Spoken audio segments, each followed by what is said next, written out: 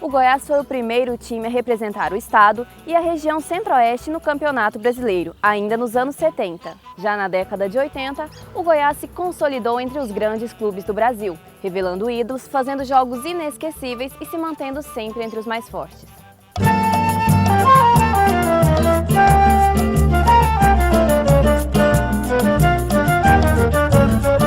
Olha, para dizer a verdade, foram 7 anos jogando um Campeonato Brasileiro vestindo uma camisa do Goiás. Isso para mim, que sou filho Ney de Castro, que foi goleiro naquela época em que o Goiás ainda escrevia-se com YZ. Então já vem uma história de família. E isso, vestir a camisa do Goiás para mim sempre foi uma coisa muito prazerosa. Era apaixonante. E eu vivenciei isso com muito orgulho, E eu lembro realmente dessa história. E se eu pude dar a minha contribuição em 7 anos, eu devo ter jogado em torno dos 300 jogos aí nesse brasileiro. O Campeonato Brasileiro era um campeonato muito forte, Nós chegamos a jogar o campeonato, ter 32 equipes no brasileiro. E tipo assim, você enfrentava grandes adversários, Você enfrentava um Flamengo com Zico, Adílio, Nunes, Leandro. Um time que tinha 7, que era a base da seleção brasileira. Depois você enfrentava um Atlético Mineiro que tinha Reinaldo, Nelinho, João Leite, Toninho Cerezo, Marcelo, esse que é treinador do Palmeiras, que era um baita jogador. Corte do Belete. Roberto Gaúcho acabou perdendo. O Idemar pegou um bom claro, levou para o fundo, voltou, passou por todo mundo, chegou por trás, no poste, mandou o Will. E o Goiás, mesmo assim, ele teve, nesse período, grandes times, Que nós éramos considerados a zebra do Campeonato Brasileiro, Realmente, assim, o meu time foi realmente um time que marcou história dentro do Goiás Esporte Clube, Nós viemos aí de uma geração que é a geração aí de Triel, Amauri, Macalé, Tuíra, Lucinho, Então era uma geração assim que começou essa chama do Goiás.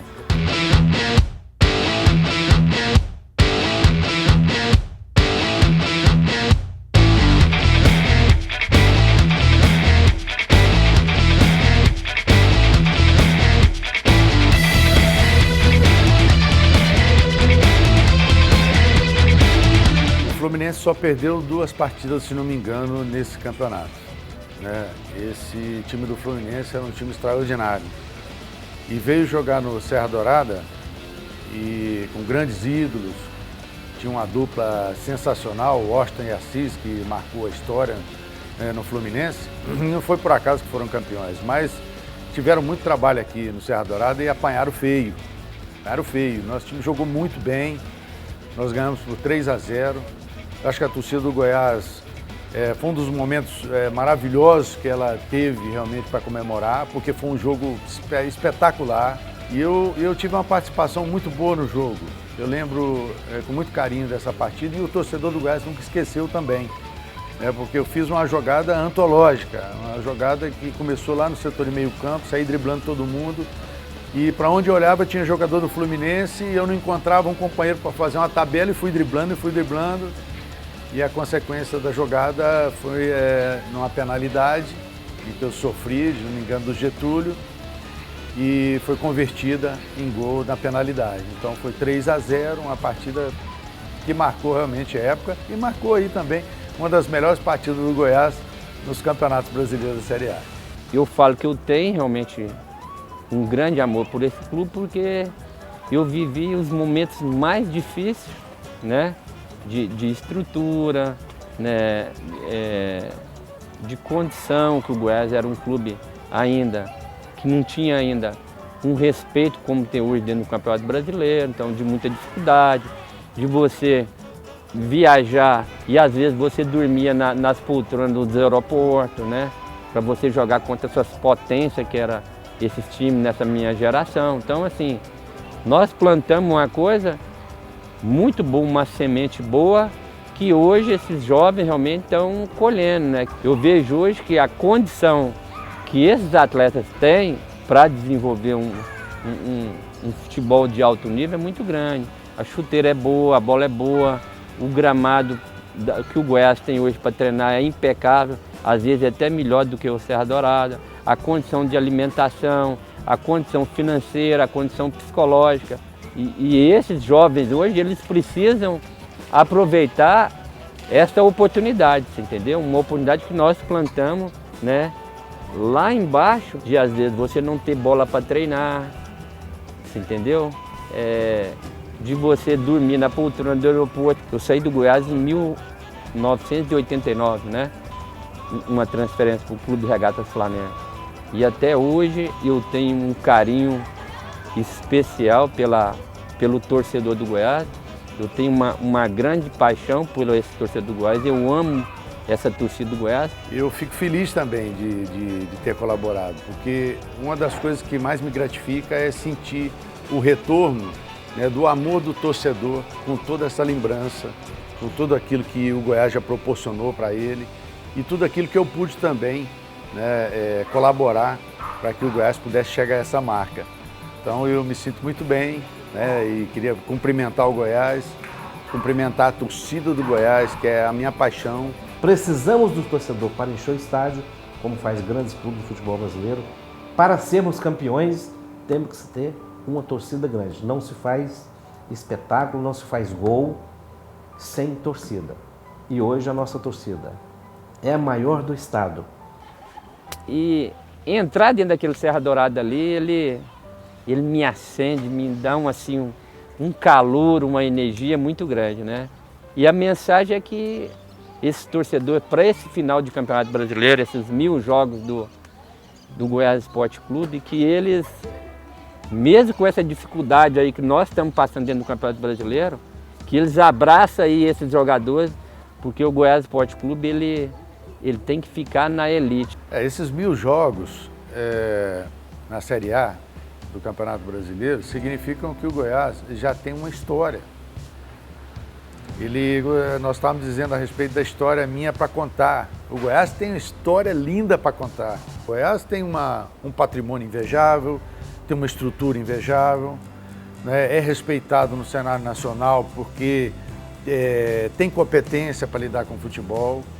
Tem muita coisa para melhorar? Tem, mas em relação a muitos clubes grandes do futebol brasileiro, o Goiás não deve nada, né? Nós vivemos ainda num estado que nossas empresas não têm condição de patrocinar, de levar um patrocínio a um clube de futebol como as equipes do estado de São Paulo. Então nós temos que ter paciência, mas o Goiás está crescendo. O Goiás está cada dia botando um passo a mais, subindo um degrau e com certeza absoluta o Goiás vai sempre representar bem o nosso estado. 1000 é sempre 1000, né? Então o Pelé fez 1000 gols, algum jogador faz até, quem sabe, 1000 partidas pelo seu mesmo time. Então é uma data marcante.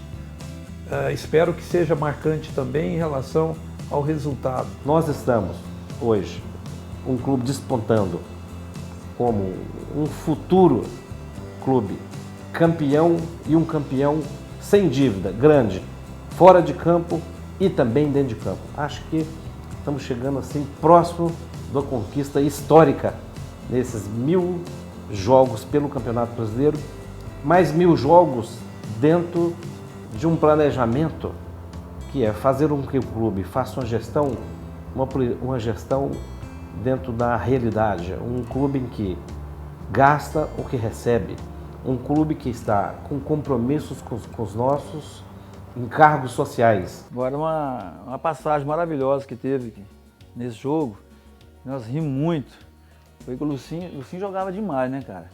Aí ele pegou uma bola, o Pelé veio com tudo em cima dele, e ele jogou a bola debaixo da caneta do Pelé. Aí o Pelé virou rápido para tomar a bola, ele jogou de novo de volta, entendeu? Exatamente, 2 canetas em seguida. Aí os caras, que é isso? Aí o Pelé, que é isso, baixinho?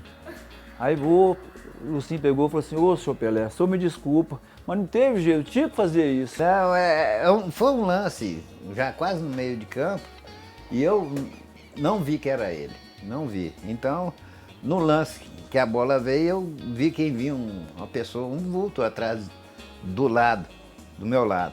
Assim que eu cheguei na bola, eu já toquei, que eu vi que ele levou a perna para pegar a bola, eu toquei debaixo das pernas dele. Ele me segurou, certo? E falou comigo, falou, ô menino, você quer aparecer? Eu falei, você dibra os outros, por que não pode ser dibrar? Então, umas coisas que acontecem dentro do campo com a gente e que é até engraçado. Matinha trombou com o Abel, que jogava no Santos, e o Abel teve um corte no supercílio muito grande. E o Matinha não teve nada. O Pelé chegou bem pertinho do Matinha assim, olhou pro Matinha, olhou na cabeça dele e falou, nossa, mas esse sarará tem uma cabeça dura, viu? O Matinha achou ruim, mas é só na hora que a gente acha graça ali, porque é as coisas que acontecem no futebol. Essas histórias sempre aconteceram, foram muitas e muitas histórias. Eu tive uma história, como exemplo, o próprio Bill, que vocês lembram do Bill, eu uma vez, numa brincadeira, pedi o massagista para pôr uma vela preta debaixo do travesseiro dele. E isso foi o maior transtorno que eu tive, porque ele descobriu a vela, ele era muito supersticioso. E o que aconteceu? No outro dia, ele não quis almoçar, comeu apenas uma maçã, que estava passando mal. Veja o que interfere, né, essa participação do cidadão ter alguma coisa que ele precisa dela para jogar, né? E a tal da vela impediu que ele jogasse. Eu, com 20 minutos, tive que tirar ele de campo. Não jogava. A superstição era tão grande que, por causa da vela, ele não jogava. São fatos, assim, históricos mesmo, que às vezes os próprios jogadores, eles participam do elenco. Outra vez, eu estava saindo do Goiás com o ônibus, nós sempre saíamos e ele na Praça do Ratinho virava à direita, ia para o centro do Vigeu. Eu pedi o motorista, falei, vira à direita aqui na primeira avenida, lá perto do Goiás. Quando ele virou, não deu outro, os jogadores vieram todos para cima de mim, mas eu já tinha feito aquilo de propósito, né? Professor, para. Eu falei, o que houve? Não é por aí, nós estamos passando, é por ali é que nós estamos ganhando o jogo. Então, volta o ônibus e toca para lá. São fatos que aconteceram durante toda a história, né?